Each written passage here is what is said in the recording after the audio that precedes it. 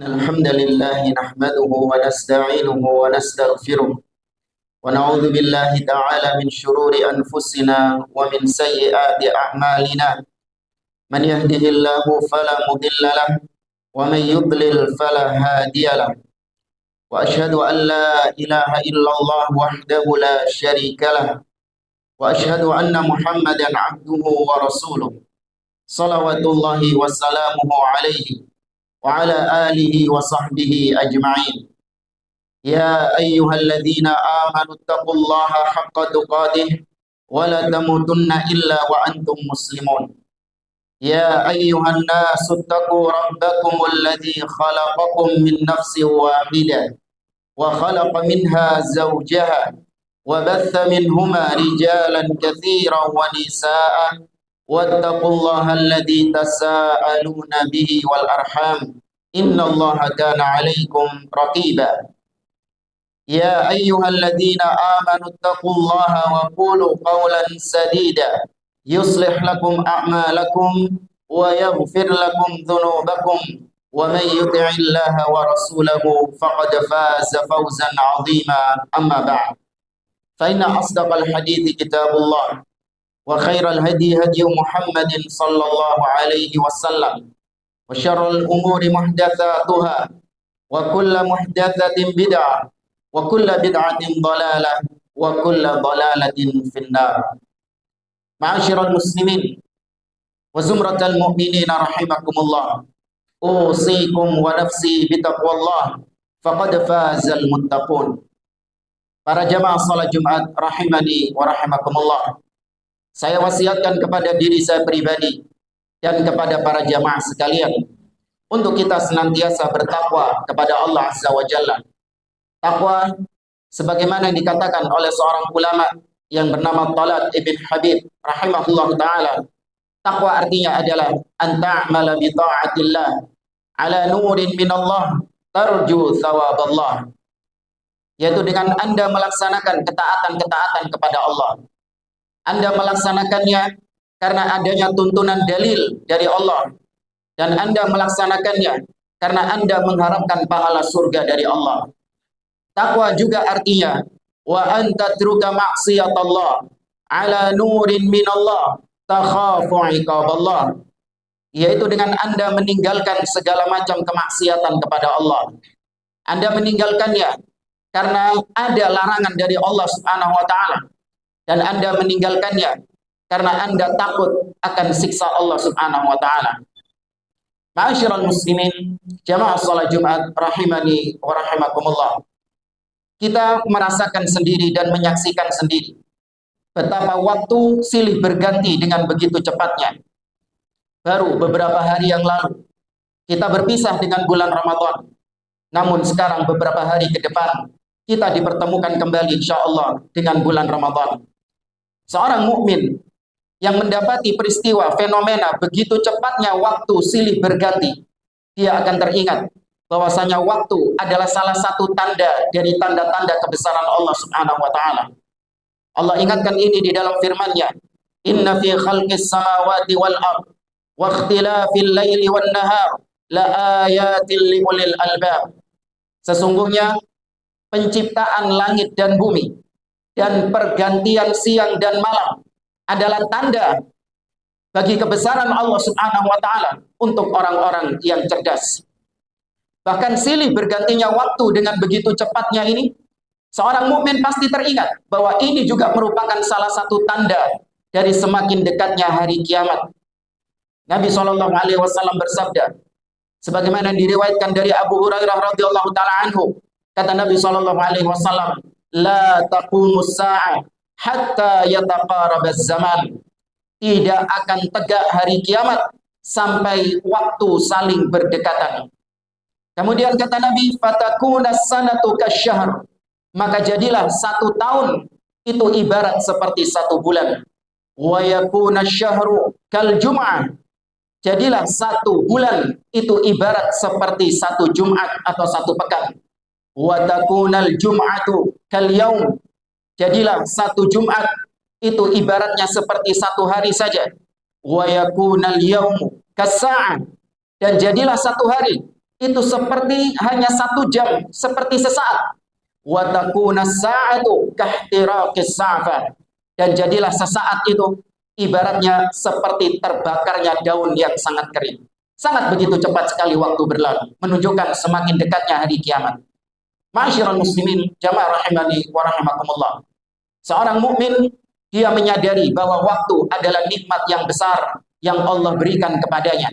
Bahkan waktu lebih besar, nikmat yang lebih besar daripada nikmat-nikmat duniawi. Kalau kita kehilangan harta, kalau kita kehilangan harta-harta duniawi, masih ada kesempatan bagi kita untuk mencarinya kembali. Ada kesempatan untuk mengembalikannya lagi. Namun kalau kita kehilangan waktu, tidak ada cara yang bisa kita lakukan untuk mengembalikan waktu tersebut. Orang-orang yang sudah membuang masa-masa mudanya, membuang waktu-waktu produktifnya, meskipun dia memiliki harta yang banyak, dia tidak akan bisa mengembalikan masa-masa mudanya. Dia tidak akan bisa kembali ke masa dahulu di mana dia masih sehat. Oleh karenanya kita dapati, orang-orang kafir sampai sekarang mereka berusaha menciptakan yang namanya mesin waktu. Dan tidak akan bisa terjadi ada namanya mesin waktu. Karena waktu adalah nikmat dari Allah Subhanahu wa Ta'ala. Dan orang-orang kafir, mereka memiliki moto di dalam hidupnya, time is money. Waktu adalah uang, kata mereka. Ini tidak mengherankan. Karena bagi orang-orang kafir, dunia ini adalah surga bagi mereka. Mereka merasa rugi kalau ada detik demi detik, menit demi menit yang terlewatkan tanpa ada rupiah yang mereka dapatkan, tanpa ada dolar yang mereka dapatkan. Itu mereka merasa rugi. Namun tidak bagi orang-orang yang beriman. Bagi orang-orang yang beriman, mutu mereka adalah al-waktu aghla minadz dhahab. Al-waktu huwal ibadah. Waktu lebih berharga daripada emas. Waktu adalah ibadah kepada Allah Subhanahu wa Ta'ala. Seorang mukmin merasa rugi apabila detik demi detik, menit demi menit, hari demi hari, bulan demi bulan dia lewati tanpa ada pahala yang dia dapatkan dari Allah Subhanahu wa Ta'ala, tanpa ada ampunan yang dia dapatkan dari Allah Azza wa Jalla.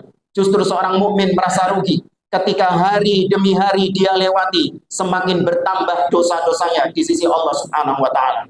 Maka jamaah rahimani wa rahimakumullah, sungguh benar apa yang disabdakan oleh Nabi sallallahu alaihi wasallam. Beliau mengatakan, ni'matani maghbunun 'alaihima katsirun minan nas. Ada 2 nikmat yang manusia banyak menyia-nyiakan 2 nikmat ini. Kata beliau, as-sihhatu wal faragh, nikmat waktu dan nikmat kesehatan. Dan benar kata Nabi SAW, berapa banyak di antara kita yang menyia-nyiakan tatkala masih dalam kondisi sehat, tidak digunakan untuk beribadah kepada Allah Subhanahu wa Ta'ala. Namun ketika dalam kondisi sakit, baru muncul keinginan untuk beribadah kepada Allah Azza wa Jalla. Ketika memiliki waktu yang luang, tidak ada keinginan untuk mendekatkan diri kepada Allah. Tidak ada waktunya digunakan untuk bertakarrub kepada Allah Subhanahu wa Ta'ala. Namun ketika datang waktu-waktu yang sibuk, datang waktu-waktu yang menyibukkannya, dia baru teringat dengan masa-masa ketika dia masih dalam keadaan luang. Kenapa tidak saya gunakan untuk beribadah kepada Allah Subhanahu wa Ta'ala? Ingat ma'asyiral muslimin, waktu adalah nikmat dari Allah, dan namanya nikmat, yakini pasti akan dipertanggungjawabkan di sisi Allah Subhanahu wa Ta'ala. Pasti ada pertanyaan di akhirat kelak tentang nikmat yang Allah berikan kepada kita. La tus'alunna yauma idzin 'anil na'im. Sungguh kalian akan ditanya oleh Allah tentang apa yang Allah berikan dari nikmat-nikmat itu kepada kalian. Bahkan kata Nabi SAW, la tazulu qadama ibni Adam min 'indi rabbih 'azza wa jal hatta yus'ala an arba'. Kata Nabi SAW, kedua kaki manusia tidak akan beranjak dari hadapan Allah Subhanahu wa Ta'ala di hari kiamat kelak sampai selesai ditanya tentang 4 pertanyaan. Yang pertama, an umrihi fi ma afna, tentang usianya, tentang umurnya, yakni waktu, untuk apa dia habiskan waktunya ketika di dunia. Bahkan dalam riwayat yang lain lebih spesifik, kata Nabi SAW, wa an syababihi fi ma abla, tentang masa mudanya, waktu-waktu mudanya, waktu-waktu produktifnya, untuk apa dia habiskan waktunya. Apakah untuk beribadah kepada Allah, untuk menuntut ilmu yang syar'i, atau justru digunakan untuk hal-hal yang bermaksiat kepada Allah Subhanahu wa Ta'ala. Jamaah yang dimuliakan oleh Allah Subhanahu wa taala. Allah Azza wa Jalla telah banyak berfirman tentang orang-orang yang menyia-nyiakan waktunya. Mereka semua berakhir dengan penyesalan. Allah sebutkan misalnya dalam surah Al-Mu'minun. Kata Allah Subhanahu wa taala, "Hatta idza jaa ahadahumul maut, qala rabbirji'un la'alli a'malu salihan fima tarak." Kata Allah Subhanahu wa taala, ketika datang kematian kepada mereka, maka mereka berkata, "Wahai Rabbku, kembalikan aku ke dunia lagi." Mereka minta waktu untuk dikembalikan ke dunia. Untuk apa? Apakah untuk melakukan pekerjaan-pekerjaan duniawi yang belum mereka selesaikan? Apakah untuk bersenang-senang kembali ketika di dunia? Untuk apa mereka meminta waktu dikembalikan ke dunia? Apakah untuk melanjutkan kemaksiatan yang belum dia sampaikan? Tidak. Mereka berjanji, la'alli a'malu salihan fima tarak. Aku akan kerjakan, aku akan melakukan amal-amal soleh yang dahulu ketika di dunia aku tinggalkan amal soleh. Namun Allah menganulir. Allah mengatakan, kalla innaha huwa kalimatun qailuha wa min waraihim barzakhun ila yaumi yub'atsun. Innaha kalimatun huwa qailuha wa min waraihim barzakhun ila yaumi yub'atsun. Sekali-kali tidak. Itu hanya ucapan mereka saja. Kalaupun mereka dikembalikan ke dunia, la'adu lima nuhu'an. Mereka akan kembali melakukan apa yang dahulu mereka kerjakan ketika di dunia. Yang ada, kata Allah, di hadapan kalian adalah alam barzakh. Tidak mungkin dikembalikan ke dunia lagi. Adanya alam barzakh yang tetap akan berada sampai hari kiamat kelak. Dalam ayat yang lain, misalnya dalam surah Al-Munafiqun, Allah Subhanahu wa taala juga menceritakan tentang penyesalan orang-orang yang menyia-nyiakan waktunya.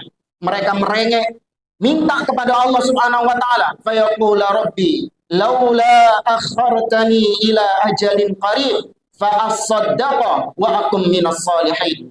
Kata Allah, ya Allah, kata mereka, duhai Allah, seandainya dahulu kau tunda kematianku sebentar saja. Mereka minta tambahan waktu sebelum dicabut nyawanya. Untuk apa? Fa asaddaqa, aku janji akan bersedekah dan aku berjanji akan menjadi orang-orang yang saleh. Namun Allah mengatakan, walai yuakhirallahu nafsan idza jaa ajaluha.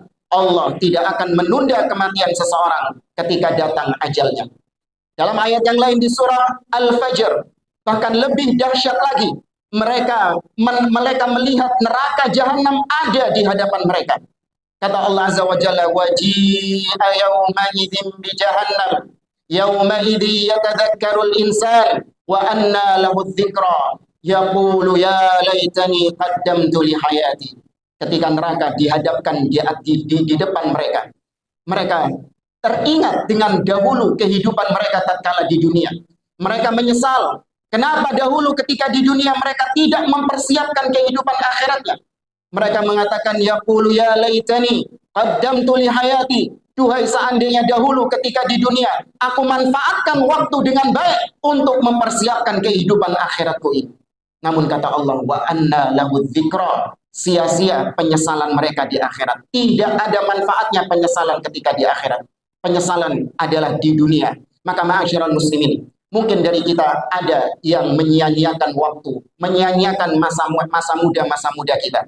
Maka kalau ingin menyesal, maka sekarang Allah masih memberikan waktu bagi kita untuk menyesal di dunia ini. Sesali waktu-waktu yang telah berlalu dari kita, yang tidak kita manfaatkan untuk beribadah kepada Allah. Sesali sekarang, bertaubat kepada Allah Subhanahu wa taala, minta ampun kepada Allah Azza wa Jalla, dan minta agar waktu ke depan kita dijadikan waktu yang produktif, waktu yang dihabiskan untuk ketaatan kepada Allah Subhanahu wa taala. Aqulu qouli hadza wa astaghfirullah li wa lakum wa lisairil muslimina min kulli dhanbin fastaghfiruh innahu huwal ghafurur rahim.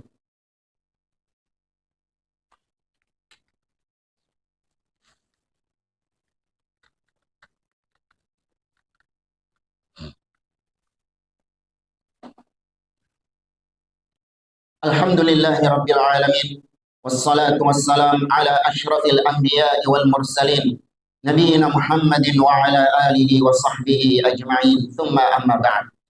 Ma'asyiral muslimin, jamaah rahimani wa rahimakumullah. Ada sebuah surat di dalam Al-Quran yang di mana Allah Azza wa Jalla menyebutkan tentang orang-orang yang berhasil memanfaatkan waktu, di mana Allah membuka surat tersebut dengan sebuah sumpah, dan Allah gunakan waktu sebagai media sumpahnya. Itulah firman Allah Azza wa Jalla, wal asri innal insana lafi khusrin illa alladhina amanu wa amilus solihat wa tawassaw bil haqq wa tawassaw bis sabr. Kata Allah Azza wa Jalla, demi waktu, Allah jadikan waktu sebagai media sumpah agar manusia memperhatikan masalah waktu ini. Innal insana lafi khusr, sesungguhnya semua manusia dalam keadaan yang merugi. Illal ladzina amanu, diperkecualikan orang yang memiliki 4 sifat ini. Inilah kata para ulama, orang-orang yang memanfaatkan waktu adalah mereka yang terpenuhi 4 karakter di dalam surat ini.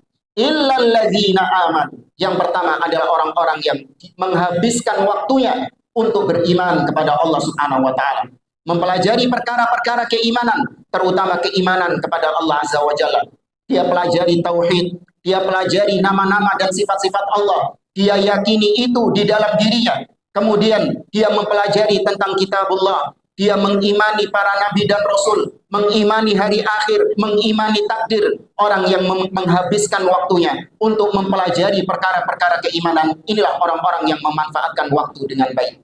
Kemudian yang kedua, wa amilus solihat, yaitu mereka yang menghabiskan waktunya untuk melakukan amal-amal soleh. Apa itu amal soleh? Kata Imam Ibnu Katsir rahimahullah, tatkala menafsirkan firman Allah di akhir surah Al-Kahf, faman kana yarju liqa'a rabbih falyamal 'amalan shalihan wa la yusyrik bi'ibadati rabbih ahada. Barang siapa yang menginginkan perjumpaan dengan Rabbnya, maka hendaklah dia mengerjakan amal-amal soleh dan dia tidak menyekutukan Rabbnya dengan sesuatu apapun. Apa kata Imam Ibnu Katsir? Amal soleh yang dimaksud adalah harus memenuhi 2 syarat. Yang pertama, an yakuna khalisan lillahi ta'ala, yaitu amalan yang dibangun di atas dasar ikhlas, murni hanya kepada Allah Subhanahu wa taala. Maka amalan-amalan yang tercampur kesyirikan di dalamnya, maka dia bukan termasuk amal soleh. Dan barang siapa yang melakukan kesyirikan kepada Allah Subhanahu wa taala dengan dia meminta-minta kepada kuburan-kuburan keramat, ngalap berkah kepada wali-wali yang telah mati, kemudian dia keramatkan itu semuanya dengan anggapan bahwa mereka bisa menyampaikan hajat kita kepada Allah Azza wa Jalla, maka orang-orang yang semacam ini adalah orang-orang yang menyia-nyiakan waktu, membuang-buang waktu karena menghabiskan waktunya untuk kesyirikan kepada Allah Subhanahu wa taala. Maka orang yang memanfaatkan waktu adalah yang memurnikan ibadahnya hanya untuk Allah Subhanahu wa taala. Kemudian yang kedua, kata Imam Ibnu Katsir, amal soleh syaratnya adalah shawaban ala syariati Muhammadin sallallahu alaihi wasallam, yaitu amalan tersebut harus sesuai dengan tuntunan Nabi Muhammad sallallahu alaihi wasallam, jauh dari segala macam bid'ah-bid'ah di dalam agama. Maka barang siapa yang jatuh dalam kebid'ahan, dia melakukan ibadah tanpa ada dasar tuntunan dari Nabi Muhammad SAW. Meskipun banyak manusia yang mengerjakannya, namun kalau itu bukan dari Nabi Muhammad SAW, maka jatuhlah itu bid'ah di dalam agama dan tertolak. Sebagaimana kata Nabi SAW, man amila amalan laisa alaihi amruna fahuwa rad. Barang siapa yang mengerjakan suatu amal ibadah yang tidak ada landasannya dari kami, maka tertolak. Maka mereka yang jatuh dalam kebid'ahan, menyibukkan diri dengan bid'ah-bid'ah, maka mereka ini menyia-nyiakan waktu yang Allah berikan kepadanya. Karena semua bid'ah yang mereka kerjakan tidak akan diterima oleh Allah Subhanahu wa taala sebagai amal ibadah karena bukan dari tuntunan Nabi Muhammad SAW. Maka ma'asyiral muslimin, sesaat lagi datang kepada kita bulan Ramadan, bulan di mana kita menyibukkan diri kita dengan ibadah-ibadah kepada Allah. Maka selektiflah dalam memilih mana ibadah yang seharusnya kita kerjakan. Apakah ada tuntunannya dari Nabi SAW atau itu sebatas karangan-karangan manusia, karangan orang-orang yang tidak bertanggung jawab, mengada-ngada di dalam agama, membuat syariat-syariat yang baru dalam agama. Maka tinggalkan seperti ini. Tidak akan mendapatkan ridho Allah Subhanahu wa taala, tidak akan mendapatkan pahala dari Allah Subhanahu wa taala. Ikuti apa yang telah dituntunkan oleh Nabi SAW dan ikhlaskan itu semuanya hanya untuk Allah Subhanahu wa taala. Semoga Allah berkahi waktu kita. Semoga Allah jadikan sisa-sisa waktu yang ada di dunia ini sebagai waktu-waktu yang dihabiskan untuk beribadah, dan semoga Allah Azza wa Jalla menerima seluruh amal soleh kita. Innallaha wa malaikatahu yusholluna 'alan nabi ya ayyuhalladzina amanu shallu 'alaihi wa sallimu taslima. Allahumma shalli 'ala Muhammad wa 'ala ali Muhammad kama shallaita 'ala Ibrahim wa 'ala ali Ibrahim. وبارك على محمد وعلى آل محمد كما باركت على إبراهيم وعلى آل إبراهيم إنك حميد مجيد.